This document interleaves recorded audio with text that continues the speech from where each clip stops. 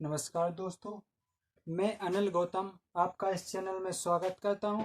हम आपको आज बताएंगे लोधी वंश के बारे में। लोधी वंश का संस्थापक कौन था, यह कब से कब तक चला, इस पर किस किस ने लोधी वंश पर किस किस ने शासन किया और इसमें सबसे प्रतापी राजा कौन था।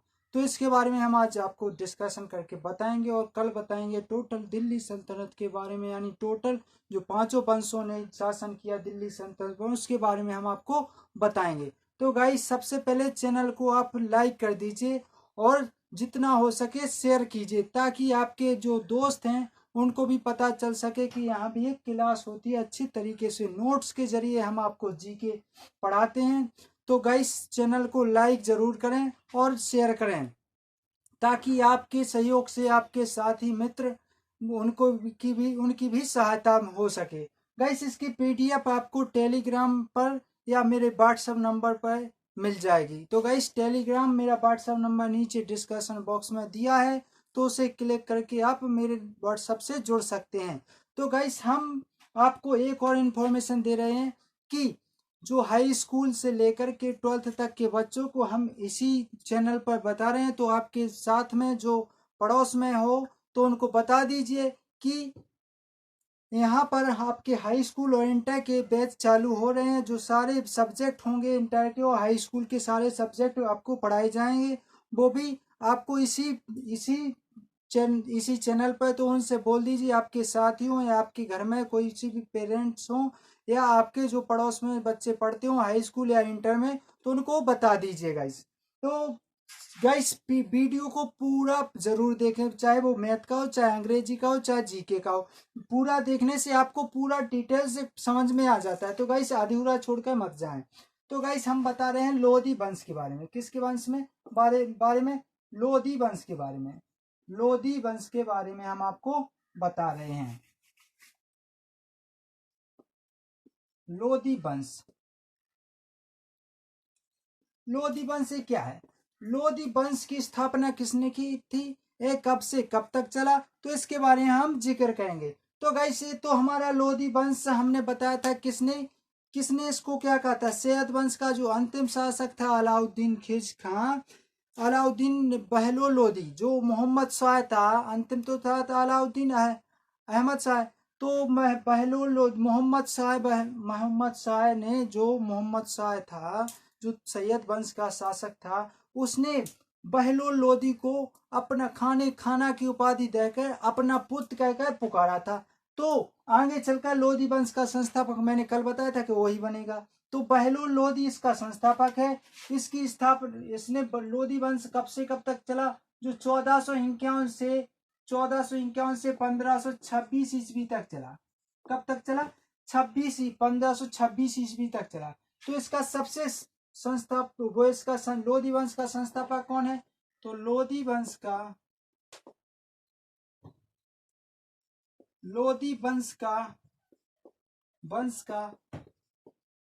संस्थापक लोधी वंश का संस्थापक बहलोल लोधी हुआ। बहलोल लोधी था। कौन था? बहलोल लोधी। जो अफगान शाह, जो क्या हुआ कि यह अफगानिस्तान की एक जो अफगानिस्तान का जो गिजलई नामक एक जाति थी। क्या थी? गिजलई नामक एक कबीला था। गिजलई नामक, यह बहलोल लोधी की बात हो रही है। बहलोल लोधी अफगानिस्तानी। बहलोल लोधी अफगानिस्तान के जो गिजलई बहलोल लोधी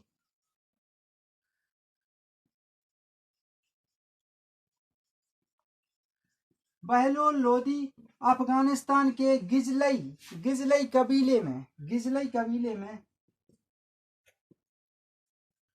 अफगानिस्तान के गिजलई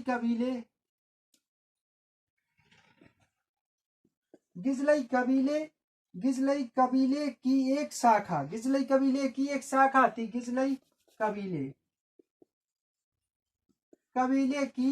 शाखा थी। उसका नाम क्या था? एक शाखा गिजलई कबीले की एक शाखा जिसका नाम था साहू खेल। साहू खेल। खेल मैं पैदा हुआ था, मैं पैदा हुआ था। तो गाइस क्या है कि लोदी वंश का संस्थापक बहलोल लोदी हुआ, जो अफगानिस्तान के गिजलई कबीले में एक शाखा थी जिसका नाम क्या था, साहू खेल। उसमें पैदा हुआ था कौन, बहलोल लोदी। कौन हुआ था, बहलोल लोदी। 1451 में बहलोल लोदी गाजी की उपाधि लेकर गद्दी पर बैठा था। 1451 में बहलोल लोदी 1451 ईस्वी में गाजी की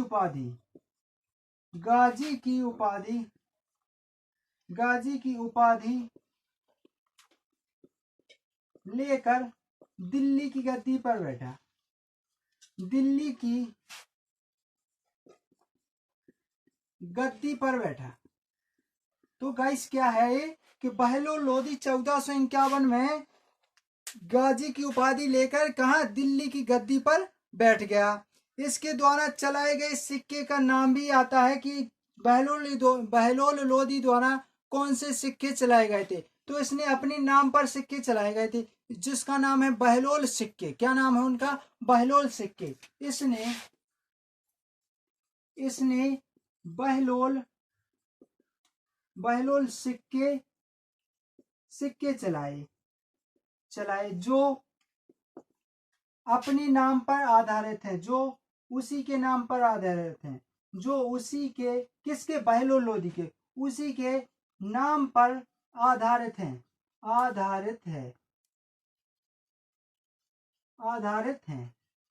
तो गाइस ये क्या है कि इसने कुछ सिक्के जारी किए थे जो इसने अपने नाम पर जारी किए थे। गाइस तो क्या है कि इसने बहलोल लोदी ने अपने सरदारों को मकसद ए अली कहकर पुकारता था। जो बहलोल लोदी था जी, अपनी जी मोस्ट तो है नहीं लेकिन फिलहाल हम बता रहे नोट्स के जरिए कि बहलोल लोदी था जो अपने सरदारों को क्या कहा जाता था, मकसद ए अली के नाम से पुकारता था। तो ये अपने जो सरदार थे इनके, तो ये अपने सरदारों को मकसद ए अली के नाम से भी इनके सरदारों को जाना जाता था। नेक्स्ट गाइड क्या है कि इसका उत्तराधिकारी कौन हुआ, सिकंदर लोदी, जिसने आगरा शहर की स्थापना की। तो वो हुआ इसका क्या वो हुआ का बहलोल लोदी का उत्तराधिकारी सिकंदर लोदी हुआ। बहलोल लोदी द्वारा बहलोल लोदी सिक्के चलाए गए थे इसके द्वारा। आगे नोट्स के जरिए हम आपको बता रहे हैं।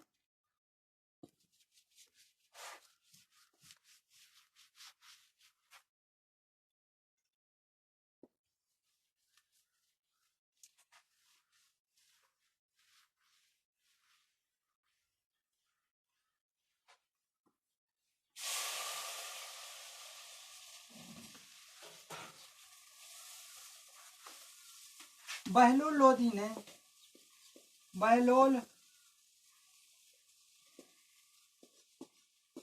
लोदी का शासन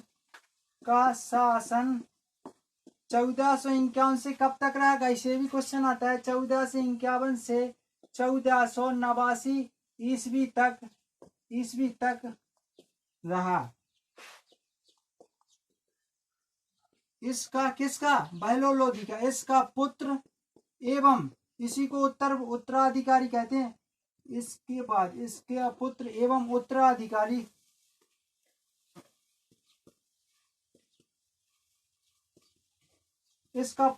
उत्तराधिकारी सिकंदर लोदी हुआ। इसका पुत्र एवं उत्तराधिकारी सिकंदर लोदी हुआ। तो कौन हुआ, सिकंदर लोदी। सिकंदर लोदी कब से कब तक इसने शासन किया। तो सिकंदर लोदी ने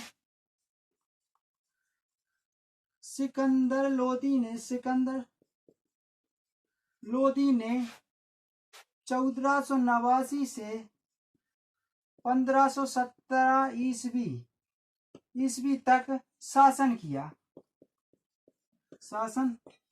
तो गाइस क्या है कि सिकंदर लोदी था जो बहलोल लोदी का पुत्र था, इसका उत्तराधिकारी था, जिसने 1489 से लेकर के 1517 ईस्वी तक शासन किया। इसी ने आगरा शहर की नींव डाली। कब डाली, ये क्वेश्चन आता है कि आगरा शहर की स्थापना किसने की, तो सिकंदर लोदी ने की। कब नींव डाली, इसने यानी सिकंदर लोदी ने। गाइस भूलना मत, बहुत मोस्ट क्वेश्चन है ये। सिकंदर लोदी ने आगरा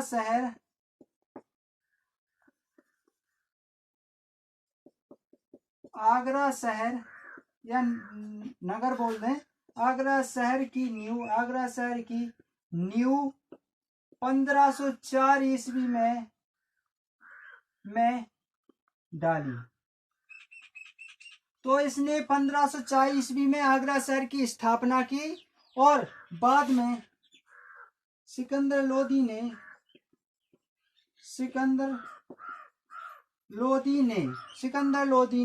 आगरा शहर को अपनी राजधानी स्थापित किया।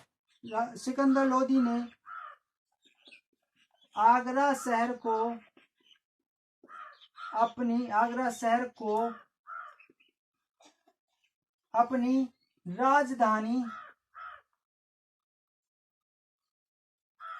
राजधानी स्थापित की, अपनी राजधानी बनाई। तो गाइस क्या है कि गाइस आप देखो गाइस कि बहलोल लोदी का शासन 1451 से लेकर के 1489 ईस्वी तक रहा। इसका पुत्र एवं उत्तराधिकारी सिकंदर लोदी हुआ। कौन था, बहलोल लोदी का उत्तराधिकारी। सॉरी गाइस, बहलोल लोदी का शासन 1451 से 1489 ईस्वी तक रहा। फिर इसका पुत्राधिकारी सिकंदर लोदी हुआ, जो सिकंदर लोदी जिसने 1489 से 1527 ईस्वी तक शासन किया, जिसने आगरा शहर की नींव डाली। कब डाली, 1504 ईस्वी में से आगरा शहर की नींव डाली। किसने डाली, सिकंदर लोदी ने डाली। और इसे अपनी राजधानी कहाँ किसने बनाया, दिल्ली से अपनी राजधानी स्थानांतरित आगरा कौन लाया था, सिकंदर लोदी लाया था। इसने भूमि मापन के लिए गज सिकंदरी का उपयोग किया। इसने क्या किया कि भूमि मापन के लिए इसने गज सिकंदरी का उपयोग किया। तो गाइस क्या है, इसने भूमि मापने के लिए कौन सा वो मापन का इकाई का नाम क्या था, तो उसके बारे में हम लिख रहे। तो गाइस ये क्वेश्चन बहुत मोस्ट है कि सिकंदर लोदी ने आगरा शहर की स्थापना की, जिसने अपनी राजधानी बनाई। तो गाइस अगर नोट्स अच्छे लग रहे हो तो लाइक कर दें, और जिसने भी चैनल को सब्सक्राइब ना किया हो तो सब्सक्राइब जरूर कर लें, ताकि आपको नोटिफिकेशन मिलता रहे। गाइस जिसका भी रेड जो सब्सक्राइब है वो रेड में हो तो सब्सक्राइब जरूर करें, अगर नहीं हो तो अन्यथा ना मत करें। गाइस क्या है कि सिकंदर लोदी ने मापन के लिए कौन सी इकाई चलाई थी, सिकंदर लोदी ने मापन के लिए यानी भूमि मापन के लिए, गाइस सॉरी, भूमि मापन के लिए गज ए सिकंदरी नाम की इकाई चलाई। भूमि मापन के लिए गज ए सिकंदरी।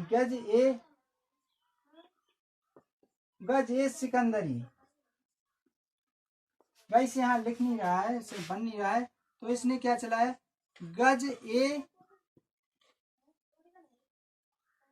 ए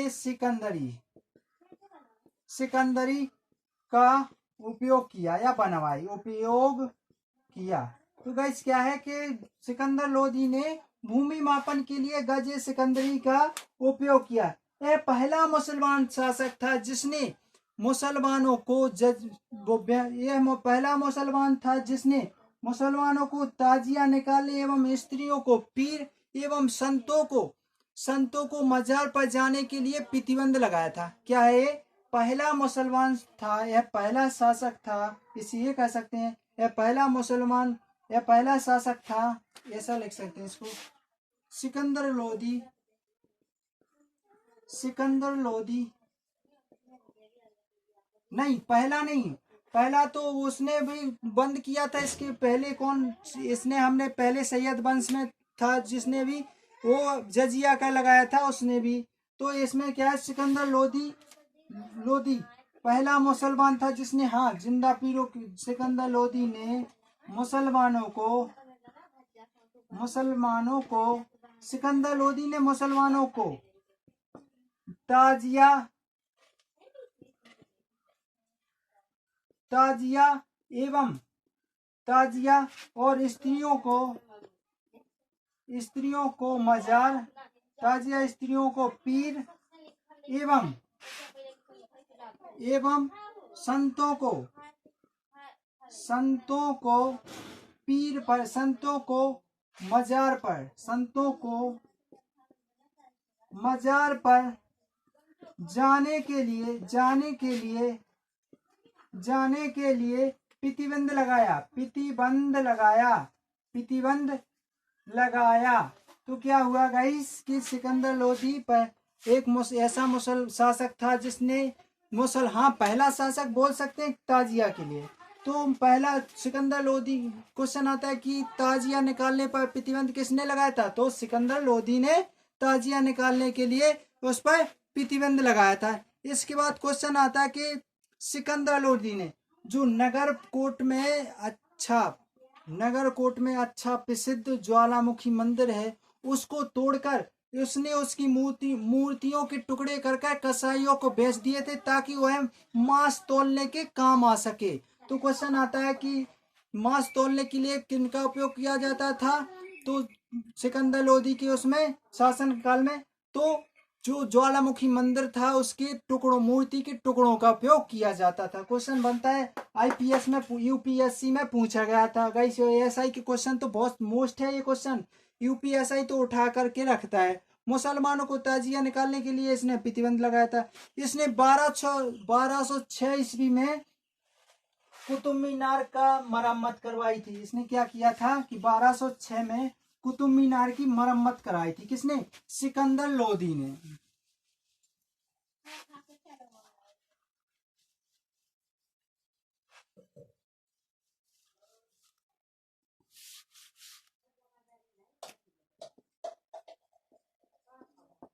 इसने ज्वालामुखी नगरकोट ज्वालामुखी मंदिर, नगरकोट ज्वालामुखी मंदिर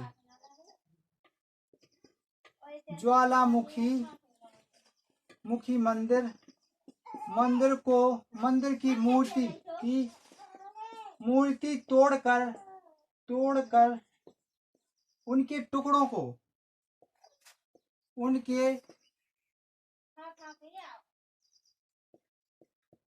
टुकड़ों को कसाईयों को दे दिया था ताकि वह मांस बेच सके, मांस तोल सके। ये तो ऐसा शासक था। तो ये क्या सा शासक जिसने नगरकोट मंदिर को ध्वस्त किया था। इसने 1506 में, किसने, सिकंदर लोदी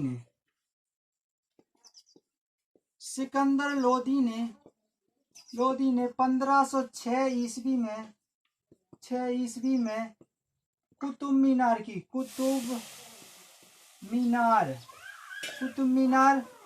की मरम्मत करवाई। इसने क्या किया कि सिकंदर लोदी ने 1506 ईस्वी में कुतुब मीनार की मरम्मत कराई। ये सिकंदर लोदी को सिकंदर लोदी को कविता लिखने का बड़ा ही शौक था। जो शीर्षक में गुलरुखी नाम की पुस्तक लिखा, वो गुलरुखी नाम की कविता लिखा करता था। सिकंदर लोदी को कविता लिखने का बड़ा सिकंदर लोदी कविता लिखने का बड़ा शौकीन था।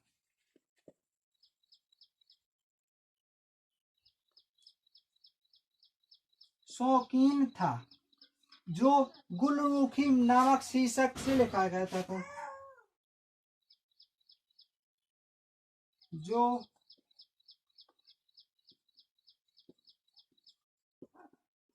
गुलमुखी, यानी जो कौन सी शीर्षक से लिखा कहता था? गुलरुखी।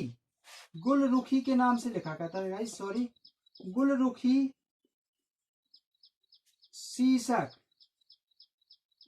गुलरुखी शीर्षक के नाम से कविता लिखता था। किसके नाम से?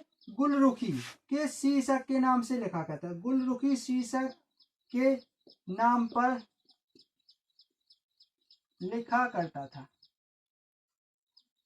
तो गाइस क्या है कि सिकंदर लोधी को कविता लिखने का बड़ा ही शौक था, शौकीन था। यह गुलरुखी नामक शीर्षक से कविता लिखता था। अधिकतर गुलरुखी के नाम से कविता इसकी मिलती हैं, प्रसिद्ध है। सिकंदर लोधी क्या था? सिकंदर लोधी अपनी दाढ़ी कभी नहीं रखता था। क्यों नहीं रखता था? कहा जाता है कि यह अपने आप को सुंदर लगने के लिए अपनी दाढ़ी कभी नहीं रखता था। सिकंदर लोधी का उत्तराधिकारी इब्राहिम लोधी हुआ। तो गाइस सिकंदर लोधी की मृत्यु कब हो जाती है? 1589 में हो जाती है, मैंने बताया, जो नेक्स्ट नोट्स में बता दिया। इसके बाद इब्राहिम लोधी आता है 1517 में। इब्राहिम लोधी आता है। फिर क्या कौन आता है? इब्राहिम लोधी आता है।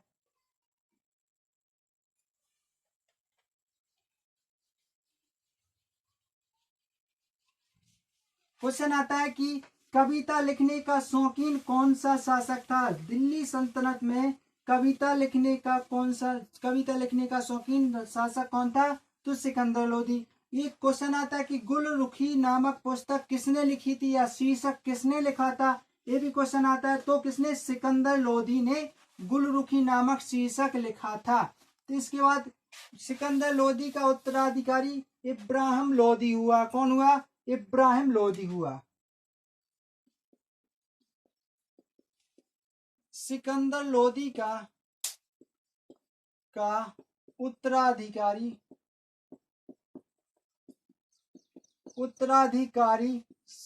इब्राहिम लोधी हुआ। इब्राहिम लोधी हुआ, जो 1517 ईस्वी में गद्दी पर बैठा। जो 1517 ईस्वी में दिल्ली की गद्दी पर बैठा। दिल्ली की गद्दी पर बैठा। तो गाइस क्या है कि सिकंदर लोधी का उत्तराधिकारी इब्राहिम लोधी हुआ जो 1517 ईस्वी में दिल्ली की गद्दी पर बैठा। इसका शासन 1517 से लेकर के 1526 तक हुआ। इसने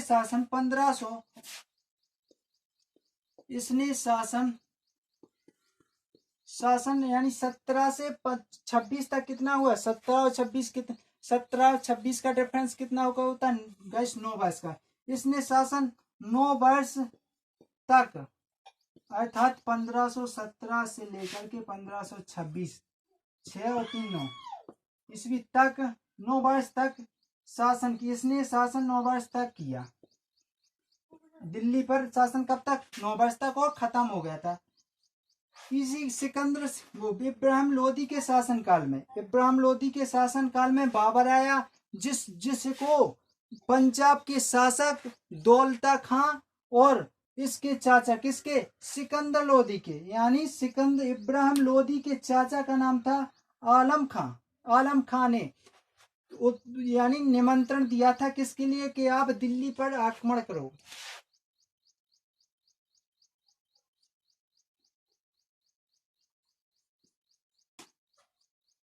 इब्राहिम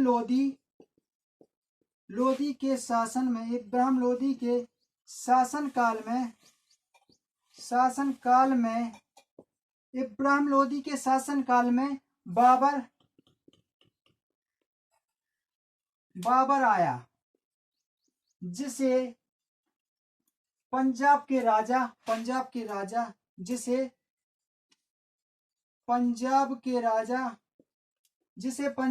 राजा पंजाब के राजा दौलत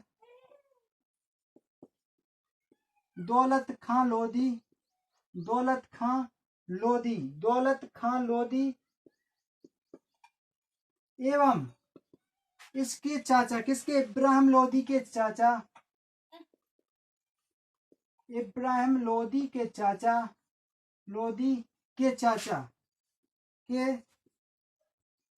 चाचा आलम खां, आलम खां ने, जिसे आलम खां ने आमंत्रित किया आक्रमण के लिए, दिल्ली आक्रमण के लिए, दिल्ली पर आक्रमण के लिए आमंत्रित किया, आमंत्रित किया। तो गाइस ये क्वेश्चन बनता है कि किसके शासनकाल में बाबर दिल्ली की गद्दी पर, दिल्ली के शासनकाल, किसके शासनकाल में बाबर दिल्ली आया था? तो इब्राहिम लोदी के शासनकाल में बाबर दिल्ली आया था, जिसको किसने, पंजाब के राजा कौन सा था, दौलत खां लोधी ने, और इब्राहिम लोदी के चाचा का नाम था आलम खां ने इसे आमंत्रित किया था कि आप दिल्ली पर शासन करो।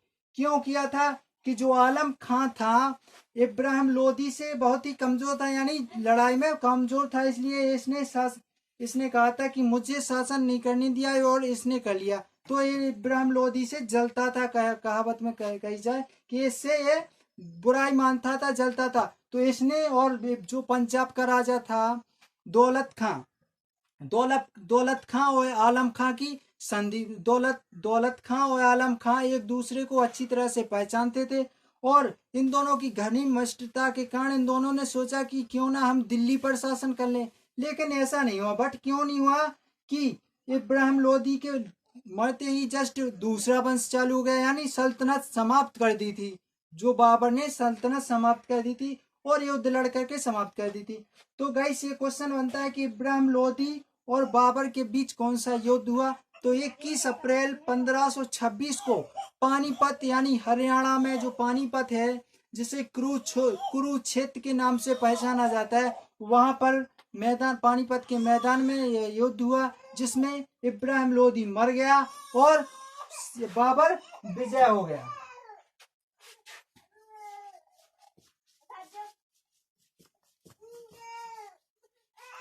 तो गाइस क्वेश्चन अच्छे, नोट्स अच्छे लग रहे हो तो लाइक जरूर कर दें। जिसने भी चैनल को सब्सक्राइब ना किया हो तो सब्सक्राइब जरूर कर लें, ताकि आपको नोटिफिकेशन मिलता रहे। और गाइस चैनल को लाइक जरूर करें, शेयर करें। पानीपत का युद्ध, पानीपत का युद्ध 21 अप्रैल 1526 ईस्वी में इब्राहिम लोदी एवं बाबर के बीच, बाबर के मध्य हुआ, जिसमें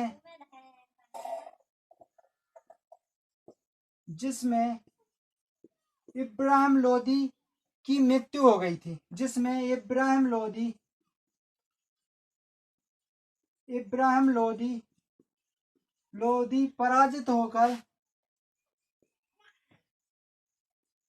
पराजित होकर यानी हारना होकर युद्ध क्षेत्र में ही मारा गया। तो क्वेश्चन आता है कि दिल्ली सल्तनत का वह पहला शासक कौन था जो युद्ध क्षेत्र में मारा गया? तो इब्राहिम लोदी। दिल्ली सल्तनत का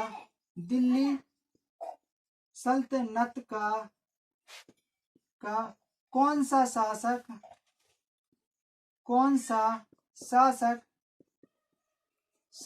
था जो, कौन सा दिल्ली सल्तनत का पहला शासक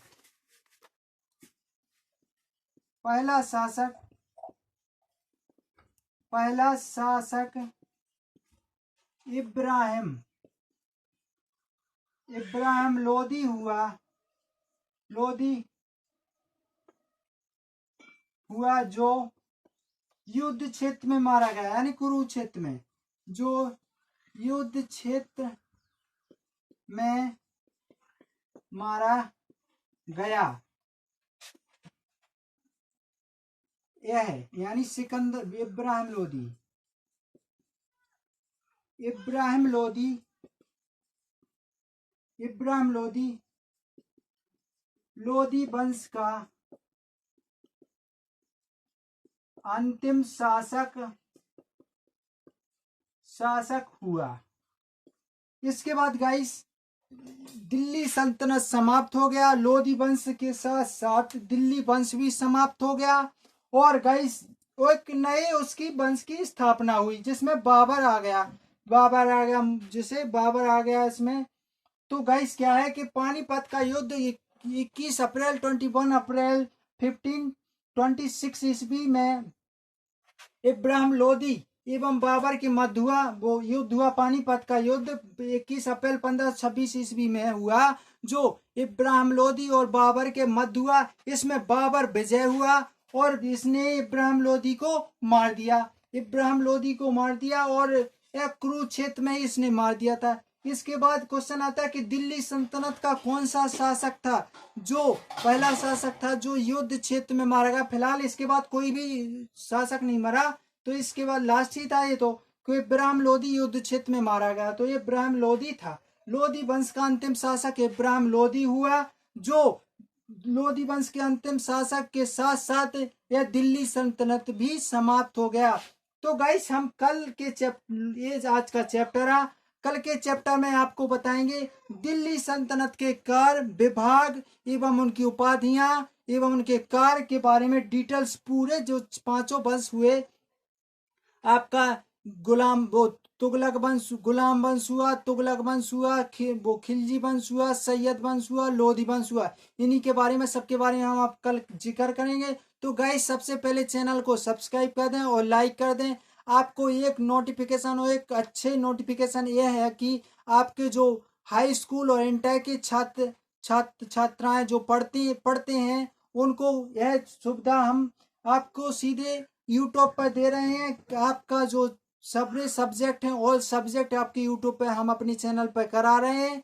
और आपके जो घर में या पड़ोस में आपके जो छात्र पढ़ते हो हाई स्कूल इंटर में, उनसे कह दीजिए वो यूट्यूब पर मेरा चैनल को सब्सक्राइब कर लें ताकि उनको नोटिफिकेशन मिल जाए और वो उनकी तैयारी अच्छी तरीके से हो सके। और गाइस आप घर रहिए क्योंकि कोरोना वायरस के ज़्यादा केसेस आने के कारण यह बड़ा स्कूल खुलने की कोई ज्यादा संभावना नहीं है। इसलिए गाइस आप यूट्यूब पर ही पढ़ सकते हैं, हम आपको फुल सुविधा देंगे। तो गाइस सबसे पहले चैनल को आप लाइक कर दें और शेयर कर दें, सब्सक्राइब कर लें जिसने भी सब्सक्राइब नहीं किया हो। तो गाइस इन नोट्स के पीडीएफ आपको डिस्कशन बॉक्स में मेरा टेलीग्राम नंबर और व्हाट्सएप नंबर दिया हो, उसे लिंक करके मुझसे जुड़ें और उस पीडीएफ को आपको आसानी से मिल जाएगी। तो गाइस जय हिंद दोस्तों, आज का सेशन अच्छा लगा हो तो लाइक जरूर करें और कमेंट बॉक्स में जरूर लिख दें गाइस। तो जय हिंद दोस्तों, अगर कोई भी डाउट हो तो कमेंट बॉक्स में जरूर लिखें। जय हिंद दोस्तों, लाइक कर दीजिए आप।